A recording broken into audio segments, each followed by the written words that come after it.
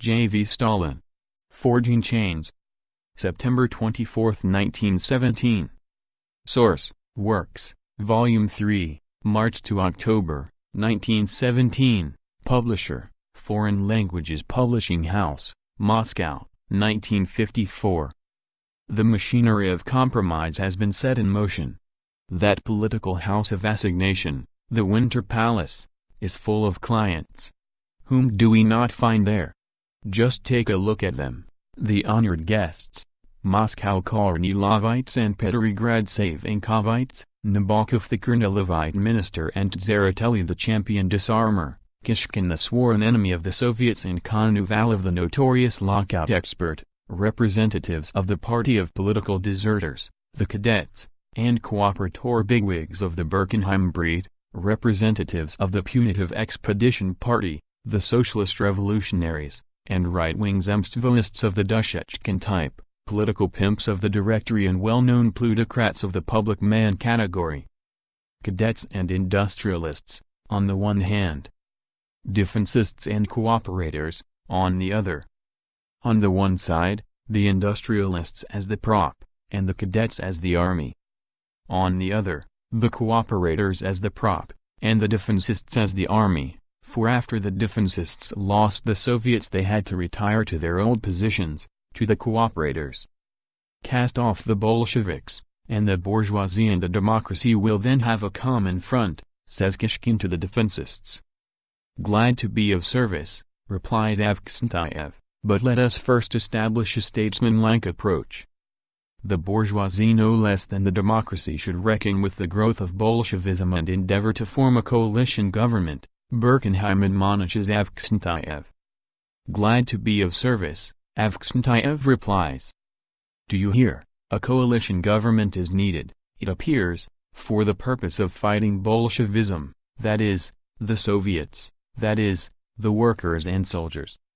The pre-parliament must be an advisory body, and the government must be independent of it, says Nabokov. Glad to be of service, replies Tseretelli, because he agrees that the provisional government should not be formally responsible to the pre-parliament, Rec. It is not the pre-parliament that must set up the government but, on the contrary, the government must set up the pre-parliament and announce its composition, terms of reference and standing orders, says the Cadet Declaration. Agreed, replies Tseretelli, the government must sanction this institution, Novaya Zizn, and determine its structure, Rec. And that honest broker from the Winter Palace, Mr. Kerensky, authoritatively proclaims. 1. The right to form the government and appoint its members now belongs solely to the provisional government. 2. This conference, the pre-parliament, cannot have the functions and rights of a parliament. 3. The provisional government cannot be responsible to this conference, Rec. In short, Kerensky fully agrees with the cadets, and the defencists are glad to be of service. What more do you want? It was not for nothing that Prokopovich said on leaving the Winter Palace, it may be taken that agreement has been reached. It is true that only yesterday the conference declared against coalition with the cadets. But what do the inveterate compromisers care about that? Seeing that they had decided to counterfeit the will of the revolutionary democracy by convening a conference instead of a Congress of Soviets, why should they not counterfeit the will of the conference itself? It is only the first step that's hard. It is true that only yesterday the conference passed a resolution to the effect that the pre-parliament was to set up the government and that the latter was to be responsible to it. But what do the inveterate compromisers care about that, as long as coalition flourishes, and as for the decisions of the conference, of what use are they when they militate against coalition? Poor democratic conference. Poor naive and trusting delegates. Could they have anticipated that their leaders would go to the length of downright treachery? Our party was right when it asserted that the petty bourgeois socialist revolutionaries and Mensheviks, who derive their strength not from the revolutionary movement of the masses but from compromise arrangements of bourgeois politicians, are incapable of pursuing an independent policy.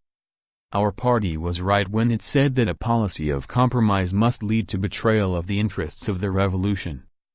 Everyone now realizes that those political bankrupts, the defencists, are forging chains for the peoples of Russia with their own hands, to the glee of the enemies of the revolution.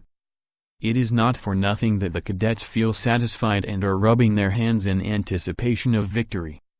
It is not for nothing that Messieurs the compromisers are slouching around like whipped curs with a guilty look on their faces. It is not for nothing that a note of victory is to be heard in Kerensky's declarations. Yes, they are jubilating. But insecure is their victory and transient their jubilation, for they are reckoning without their host, the people. For the hour is near when the deceived workers and soldiers will at last utter their weighty word and upset their spurious victory like a house of cards. And then Messieurs the compromisers will have only themselves to blame if with the rest of the coalition junk, their own defencist lumber is sent flying. Rabicki put, number 19, September 24, 1917. End of Forging Chains, by J. V. Stalin.